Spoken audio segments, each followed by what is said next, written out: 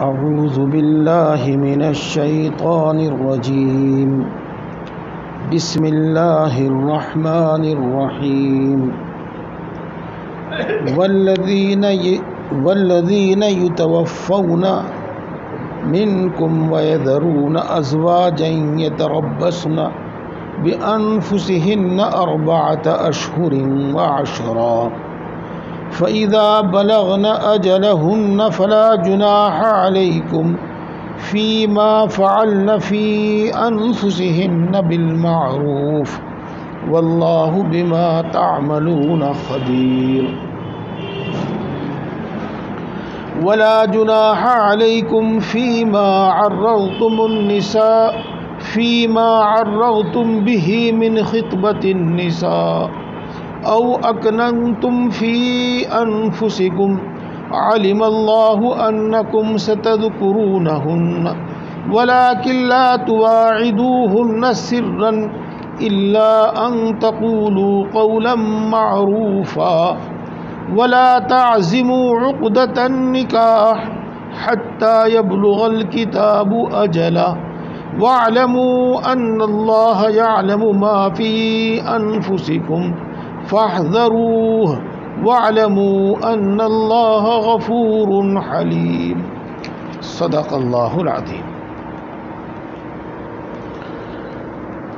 محترم بزرگوں اور دوستو، آپ کو یاد ہے کہ عائلی مسائل، فیملی مسائل بیان کیے جا رہے ہیں کافی دنوں سے، اور ابھی یہ آگے بھی چلے گا کچھ سلسلہ. ان میں سے آج جو مسئلہ بیان کیا گیا ہے اس کی ہمیں بہت ضرورت ہے. پھر عرض کروں میں، اور بار بار عرض کروں، اور آپ بار بار اس کو سنیے اور یہ بھی سوچئے کہ بار بار یہ بات کیوں کہی جا رہی ہے. یا تو اسلامی قانون کو سمجھو، یاد رکھو، اس پر عمل کرو، اور اگر اس کو نہیں سمجھیں گے، نہیں یاد رکھیں گے، نہیں عمل کریں گے تو ہم پھر یا تو معاشرے اور سماج کے رواج پر عمل کریں گے، صحیح ہے یا غلط، لیکن اسی پر عمل کریں گے، یا اور دوسروں کے بنائے ہوئے قاعدے قانون پر عمل کریں گے. اس لیے اللہ کے قاعدے قانون کو سمجھو، یاد رکھو اور اس پر عمل کرو. ایک بات اور میں عرض کر دوں آج آپ کو کہ اللہ تبارک و تعالیٰ نے سب کی سمجھ اور عقل الگ الگ بنائی، کسی کو زیادہ دی، کسی کو کم دی. اگر ہمارے معاشرے، ہمارے سماج میں، ہمارے مسلمانوں میں 40% تو زیادہ ہو گیا، 20-25% بھی ان قانون کو سمجھ لیں تو انشاءاللہ ان کا رواج ہو جاوے گا، عام ہو جائیں گے اور صحیح طریقے سے ہو جائیں گے. اس واسطے کہ 25% لوگ جب آپس میں ایک دوسرے کے ساتھ مذاکرہ کرتے ہیں، ذکر تذکرہ کرتے ہیں تو بات پہنچتی ہے، صحیح بات پہنچتی ہے. اور اگر ہمیں غلط باتیں یاد ہیں تو غلط باتیں ہماری طرف سے دوسروں کو پہنچ رہی ہیں. ہاں، مسئلہ پوچھنے لوگ ہمارے پاس بعد میں آتے ہیں، پہلے تو اپنا آپ ہی ڈسکس کرتے ہیں، پہلے تو اپنا آپ ہی بات کرتے ہیں. اگر ان میں سے بہت سے لوگوں کو معلوم ہے تو صحیح بات وہی معلوم ہو جاتی ہے. چلیے اب آیت شریفہ کا ترجمہ، اور ترجمے سے پہلے ایک بات، اگر کوئی شادی شدہ آدمی مرد انتقال کر جاوے تو اس کی وفات کے بعد اس کی بیوی پر عدت واجب ہے. اور کتابوں میں آپ پڑھوں گے عدت وفات، وفات کی عدت، عدت وفات یا وفات کی عدت، یہ لفظ آپ اردو کتابوں میں پڑھیں گے اور زبانوں سے سنیں گے. اب میں آپ کو پھر دوبارہ بتاؤں، ایک ہے عدت طلاق، طلاق کی عدت، اور ایک ہے وفات کی عدت، اور یہ الگ الگ ہیں، الگ الگ. پہلے ذکر آیا تھا، وہ بات میں لوٹاؤں گا تو بات زیادہ لمبی ہو جاوے گی، میں مختصری کہتا ہوں. طلاق کی عدت ہے 3 حیض، وہ کئی دن میں آویں چاہے، کتنے دنوں میں آویں چاہے، اور وفات کی عدت ہے 4 مہینے 10 دن۔ یہ حیض سے نہیں گزرے گی، یہ گزرے گی دنوں سے، 4 مہینے 10 دن، یہ مسئلہ ہے۔ یا ایک بات اور سنیے، اگر عورت کو حمل ہو، حمل، تو اب اس کی عدت ہوتی ہے جب بھی بچہ پیدا ہو جائے۔ مثلا اگر 9 مہینے بعد بچہ پیدا ہوتا ہے تو اس کی عدت 9 مہینے ہی ہوگی، اور اگر وفات کے بعد شوہر کی روح نکلنے کے بعد 9 منٹ کے بعد بھی بچہ پیدا ہو جاوے تو عدت پوری ہو جائے گی، 9 دن کے بعد بچہ پیدا ہو جاوے تو عدت پوری ہو جائے گی۔ تو جس عورت کے پیٹ میں بچہ ہے اس کی عدت تو ہے بچہ پیدا ہونے تک، وہ 2 دن میں ہو جاوے، 10 دن میں ہو جاوے، 9 مہینے میں ہو جاوے۔ اور جس عورت کے پیٹ میں بچہ نہیں ہے اور وفات کی عدت وہ گزارے گی تو دنوں سے گزارے گی، 4 مہینے 10 دن، وہ حیض اور مہواری سے نہیں گزارے گی۔ یہ بات ہو گئی۔ اب اور سنو بات، اور آپ مجھے دیکھو، خشوع خضوع سے زمین کی طرف نہ دیکھو، نیند آوے گی۔ ادب یہی ہے کہ جب بات کرے آدمی تو بات کرنے والے کو دیکھے آدمی۔ جی ہاں، نیند بھی نہیں آنے کی پھر آپ کو۔ جی عدت 4 مہینے اس طرح گزارے گی کہ مان لو آج مغرب کے وقت چاند نظر آ گیا اور اس کے بعد رات میں ہی کسی کا انتقال ہو گیا، تو اب چاند کے مہینوں سے عدت گزرے گی اس کی۔ کوئی مہینہ 29 کا ہو تو پورا شمار ہوگا، 30 کا ہو تو 30 پورا مہینہ شمار ہوگا، 4 مہینے اور 4 مہینے کے بعد پھر 10 دن۔ اور اگر بیچ مہینے میں کسی دن انتقال ہو، مثلا 2 تاریخ کو، 3 تاریخ کو، 4 تاریخ کو، اب مہینوں سے حساب نہیں لگے گا، اب 4 مہینے 10 دن اس طرح سے پورے کیے جائیں گے کہ 4 مہینے 30 دن کے اور 10 دن اوپر، تو یہ 130 دن ہو جائیں گے، 130 دن ہو جائیں گے۔ یہ بات ہو گئی۔ ایک بات اور سنو، اگر مثلا آج دن میں کسی عورت کا کسی مرد کا 10 بجے انتقال ہوا تو اس عورت کی 10 بجے سے عدت شروع ہو گئی۔ کچھ لوگ یوں کہتے ہیں کہ جب عورت کو پتہ چلے اس وقت سے عدت شروع ہوگی، جب وہ عدت میں بیٹھے گی اس وقت سے عدت شروع ہوگی، جب جنازہ گھر سے باہر نکل جاوے گا جب عدت شروع ہوگی۔ ایسا کچھ نہیں ہے، جس وقت انتقال ہوا ہے، مثلا 10 بجے انتقال ہوا تو 10 بجے سے ہی عدت شروع ہو گئی، اگلے دن 10 بجے اس کا 1 دن پورا ہو جاوے گا، اور اسی طریقے سے 130 دن پورے ہوں گے، اسی 10 بجے اس کا 1 دن پورا ہوتا رہے گا، اور اسی 10 بجے اس کی 130 دن پورا ہونے پر عدت پوری ہو جائے گی۔ ایک یہاں اور سنیے گا، غلط باتیں ہم میں بہت ساری رائج ہو گئی ہے کہ اگر عورت مرد کے ساتھ ساتھ، مرد کے جنازے کے ساتھ ساتھ، شوہر کے جنازے کے ساتھ ساتھ گھر سے باہر نکل جاوے تو پھر اس پہ عدت نہیں ہوتی، تو یہ غلط بات ہے، ایسا نہیں ہے، ہر حال میں عدت ہے اس پر۔ اس کے علاوہ اور بھی کچھ باتیں ہیں غلط سی مشہور ہیں، اگر کسی کو پوچھنی ہوگی تو بعد میں پوچھ لیجئے گا، اس وقت جو میرے ذہن میں آئی تھی وہ میں نے آپ کو بتا دی۔ یہ ایک بات تو یہ میرے دوستو یہ ہو گئی۔ اب اس کے بعد ایک دوسری بات سنو، عدت یہ اللہ رب العزت کا حکم اور اللہ رب العزت کا حق ہے۔ یہ عورت اگر اس کو پوری قاعدے کے مطابق نہیں گزارتی اور عدت نہیں کرتی تو وہ اللہ کی مجرم ہے، وہ گناہگار ہے، اللہ کی مجرم ہے۔ ہاں، اس کا یہ مطلب نہیں ہے کہ یہ شوہر کی عدت ہے، نہیں ہے، کہہ تو دیتے ہیں اسی طرح کہ یہ اس کے شوہر کی عدت ہے، لیکن دراصل یہ اللہ ہے، اور آپ اس کو اس طرح سے سمجھو، اللہ کا حق ہے یا یہ شوہر کا حق ہے، اس طرح سمجھو۔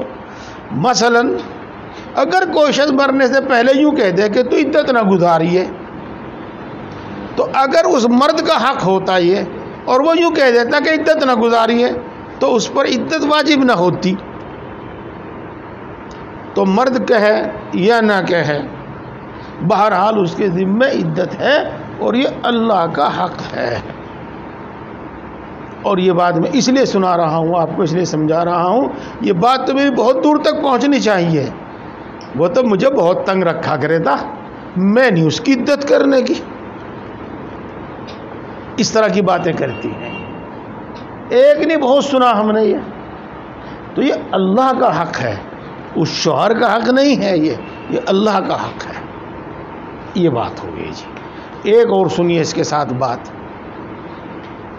وفات کی عدت میں عورت سنگار نہیں کرے گی، جس کو کہتے ہیں سوگ کرے گی، یعنی سنگار نہیں کرے گی، اچھا نیا بھڑکدار کپڑا نہیں پہنے گی، زیور نہیں پہنے گی، خوشبو نہیں لگاوے گی، اور ایک تو یہ ہے کہ بھائی بال نہائے بال دھوئے، اور ضرورت کے واسطے اس میں کوئی ایسا تیل لگا لے جس میں خوشبو نہ ہو، اور سیدھا سادہ کنگھا کر لے، تو اس کی تو اجازت ہو گئی۔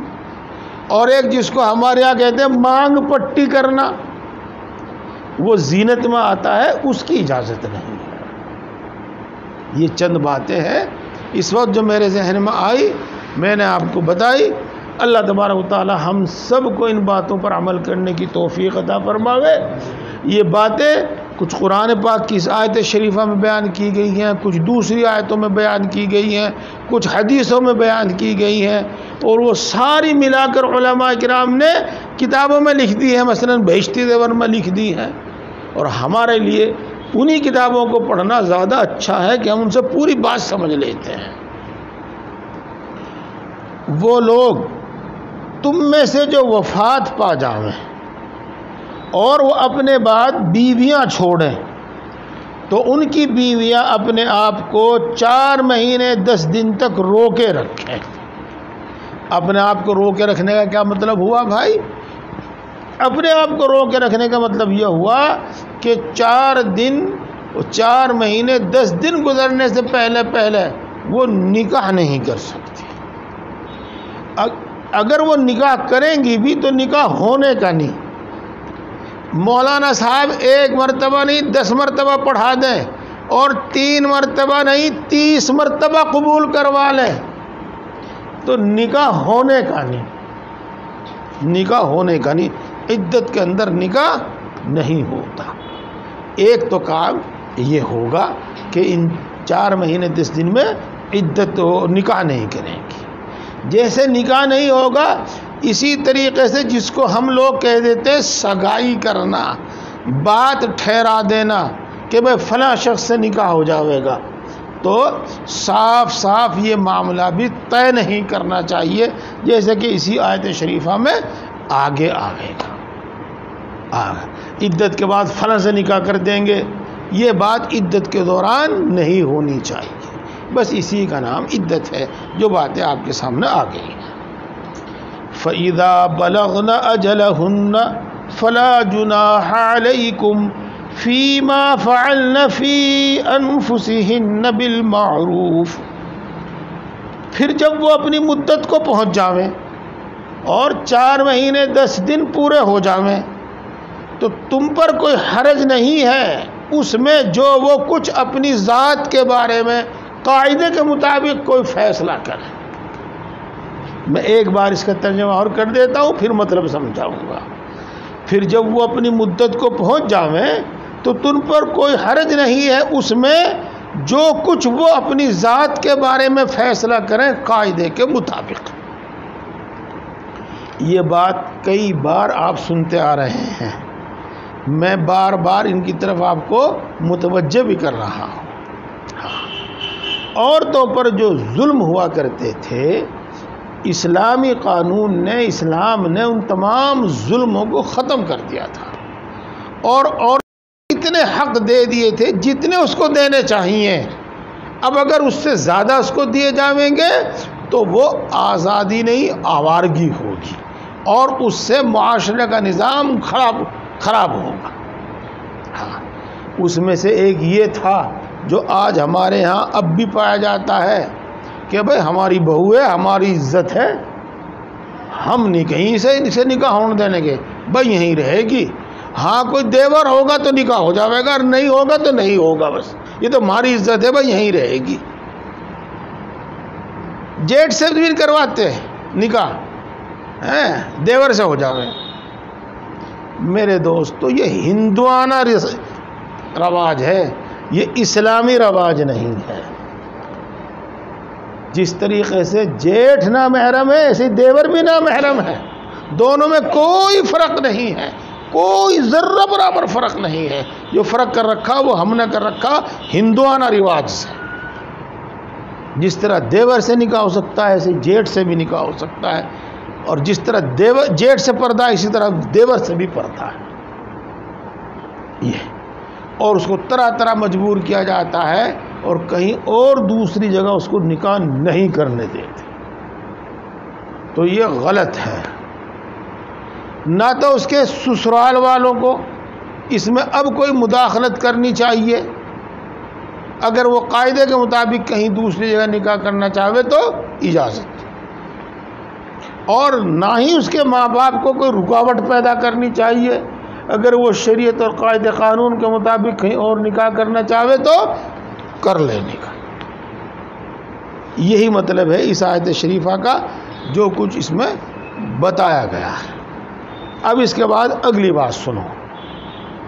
عورت اگر جوان ہے اور گناہ میں مبتلا ہونے کا اندیشہ ہے تو اس کو نکاح کر لینا چاہیے، چاہے اس کو دنیا کا کچھ نقصان بھگتنا پڑے، لیکن بہرحال گناہ سے بچنے کے واسطے اسے نکاح ضرور کر لینا چاہیے، اور اس کا نکاح ضرور کر دینا چاہیے، اور دوسرے نکاح کو عیب نہیں سمجھنا چاہیے۔ یہ ہندوانہ رسم ہے، اسلامی رسم نہیں ہے، یہ اسلامی طور طریق نہیں ہے، بلکہ نکاح کرنا چاہیے، اور دوسرے نکاح کو عیب نہیں سمجھنا چاہیے، اور شوہر کے انتقال کے بعد دوسرے نکاح کو پہلے شوہر سے بے وفائی نہیں گننی چاہیے۔ یہ ہندوانہ رواج ہے کہ وہ ستی ہو جایا کرتی تھی، یہ زندگی بھر بیٹھی رہا کرتی تھی، اور پہلے شوہر کے مرنے کے بعد دوسرا کہیں نکاح جرم اور گناہ اور عیب سمجھتی تھی۔ تو دوسرا نکاح کر لینا چاہیے اگر اسے ضرورت ہے، اور اگر ضرورت ہے اور وہ برداشت کر سکتی ہے کسی وجہ سے، مثلا کئی بچے ہیں، چھوٹے چھوٹے بچے ہیں، اب وہ سمجھتی ہے کہ بھائی میں ان کو چھوڑ کے کہیں چلی جاؤں گی تو دوسرا تو ان کو رکھنے کا نہیں، اور یہ بالکل ہی لاوارث ہوں گے، باپ تو ان کا مری گیا، ماں بھی نہیں ان کی رہنے کی، تو ان کی پرورش کرو، یہیں رہے، اور وہ پاک دامن رہے، اور زندگی بھر صرف اس وجہ سے نکاح نہ کرے تو کوئی حرج بھی نہیں ہے، کوئی لازم نہیں ہے۔ بہرحال یہ آیت شریفہ یہ بتا رہی ہے کہ وہ اپنا نکاح کرنے یا نہ کرنے میں آزاد ہے۔ ایک بات تو یہ ہو۔ اب ایک دوسری بات اور بتاؤں میں آپ کو، اگر شوہر کے بچے ہیں، چاہے اس بیوی سے ہیں یا کوئی دوسری بیوی ہے اس سے ہیں، یہ تو عورت کو 8واں حصہ ملتا ہے اس کی میراث میں سے، اور اگر بچے نہیں ہیں تو 4تھا حصہ ملتا ہے، پوری دولت میں سے 4تھا حصہ، یا پوری دولت میں سے 8واں حصہ یہ ملتا ہے۔ تو چاہے وہ شوہر کے گھر رہے، سسرال میں رہے، یا وہ وہاں سے اپنے میکے چلے جاوے، یا وہ وہاں کہیں اور نکاح کر لے، وہ 8वें حصے کی مالک ہے اور وہ چوتھے حصے کی مالک ہے. وہ چوتھا حصہ اس کو دینا ہے, وہ 8واں حصہ اس کو دینا ہے. اور یہ عورت پر ظلم ہے جس کو جب یوں کہتے ہیں بھئی یہاں اگر تو رہتی ہے تو سب کچھ تیرا, اور بھئی جاتی ہو چلی جائے تیرا پھر یہاں کچھ نہیں ہے. ایسا بھی یہ بھی ظلم ہے. شوہر کے ترکے میں سے اس کا 8واں حصہ ہے جبکہ اولاد ہو, اور چوتھا حصہ ہے جب اولاد نہ ہو. وہ اپنی سسرال میں رہے تب اس کا اتنا حق بنتا ہے, اپنے میکے چلی جاوے تب اس کا اتنا حق بنتا ہے اور دینا واجب ہے, اور وہ کہیں اور نکاح کرے تب اس کا اتنا حق بنتا ہے اور اس کو دینا واجب ہے. میرے دوستو, آپ بار بار سنتے ہیں حقوق العباد, حقوق العباد, بندوں کے حق, بندوں کے حق. اور ہم یہ سمجھتے ہیں کہ اگر ہم نے کسی سے 10,000 روپے لے لیے اور لے کے نہیں دیے بس یہی حق تلفی ہے. اگر ہم نے کسی کی زمین پر قبضہ کر لیا, مکان پلاٹ پر قبضہ کر لیا, بس یہی حق تلفی ہے. نہیں, جن کا میراث میں حق بیٹھتا ہے ان کو حق نہ دینا یہ بھی حق تلفی ہے. یہ چند باتیں اس سے متعلق میں نے عرض کر دی. واللہ بما تعملون خبیر. ہر آیت شریفہ کے بعد قریب قریب اسی طرح کا کوئی مضمون اللہ تبارک و تعالی بیان فرماتے ہیں, اور اللہ تبارک و تعالی ان تمام کاموں سے باخبر ہے جو تم کرتے ہو. ہر چھوٹے بڑے عمل کو وہ خوب جانتا ہے, بلکہ دل کے ارادوں تک کو وہ خوب جانتا ہے. اور تنہائی میں کیے جاویں, چھپ کر کیے جاویں, سازشوں کے تحت کیے جاویں, ان کو بھی وہ جانتا ہے, اور علی الاعلان کھلم کھلا کیے جاویں وہ بھی جانتا ہے. اور اللہ تبارک و تعالیٰ نے یہ وارننگ کیوں دی؟ یہ وارننگ اس لیے دی کہ اگر کوئی سازشیں کر کے ہمارے حکم کے خلاف ورزی کرے گا ہم جانتے ہیں ہم اس کو سزا دیں گے, اور اگر کوئی کھلم کھلا اس کے خلاف کرے گا ہم جانتے ہیں تب ہم اس کو سزا دیں گے. اور اگر وہ صدق دل سے, سچے دل سے حکموں کو پورا کرتا ہے تو ہم جانتے ہیں ہم اس کو دنیا اور آخرت میں اس کا اجر و انعام دیں گے. یہ اللہ تبارک و تعالی ہم سب کو ان سب باتوں کو سمجھنے, یاد رکھنے اور عمل کرنے کی توفیق عطا فرماوے. اگلی بات بھی اس سے متعلق ہے اور وہ میں نے کچھ آپ کو سمجھا بھی دی ہے, اب دوبارہ سمجھاتا ہوں اور پھر ترجمہ آسان ہو جائے گا. جہاں تک میں نے پڑھا ہے وہیں تک تفسیر ہو جائے گی. اگلا مسئلہ یہ ہے جو ابھی آپ نے سنا کہ 4 مہینے 10 دن جو عدت کا زمانہ ہے, ان 4 مہینے 10 دن میں یہ عورت کسی سے نکاح نہیں کر سکتی. اس عورت کا کسی سے نکاح نہیں ہو سکتا, نکاح نہیں ہے, اور اس کے ساتھ ساتھ نکاح کا وعدہ بھی نہیں ہے, معاہدہ بھی نہیں ہے, جس کو منگنی کہتے ہیں, جس کو معاملہ طے ہونا کہتے ہیں. اور ان 4 مہینے کے اندر کوئی وعدہ بھی نہیں ہوگا اور نکاح بھی نہیں ہوگا. 4 مہینے گزرنے کے بعد وعدہ کر لو بھائی اتنے دن بعد نکاح کریں گے, یا ساتھ کے ساتھ نکاح کر دو, اس کے بعد پھر کوئی حرج نہیں ہے. ہاں البتہ اگر کوئی شخص مثلا دل میں یہ چاہتا ہے کہ بھائی اس عورت سے میں نکاح کر لوں گا, تو نکاح کا پیغام نہ دے, نہ ڈائریکٹ اس کو دے اور نہ اس کے باپ بھائی کو دے, کسی کو بھی نکاح کا پیغام نہ دے. ہاں اشارہ کنایہ کر سکتے ہیں. مثال کے طور پر یوں کہہ دے کہ بھائی میرا بھی ارادہ ہے نکاح کرنے کا, ہاں مجھے بھی کسی نیک عورت سے نکاح کرنے کی ضرورت ہے. اس طرح کا اپنا بات ظاہر کر, دوسرا اپنا بھی سمجھ جاوے گا پوری بات, اور وہ عدت پوری ہونے کے بعد جب وقت آوے گا وہ خود تمہارے سے اس سے رابطہ کر سکتا ہے یا پھر وہ اس سے رابطہ کر سکتا ہے. بہرحال جس کا مطلب یہ ہوا کہ نہ تو ان 4 مہینے 10 دن میں نکاح ہوگا اور نہ صاف صاف نکاح کا وعدہ ہوگا اور نہ نکاح کا پیغام دیا جائے گا. ہاں اشارے کنائے میں آدمی اپنے دل کے ارادے کا اظہار کر سکتا ہے. اگلی آیت شریفہ میں یہ بات بیان کی گئی ہے, وَلَا جُنَاحَ عَلَيْكُمْ فِي مَا عَرَّضْتُمْ بِهِ مِنْ خِطْبَةِ النِّسَاءِ.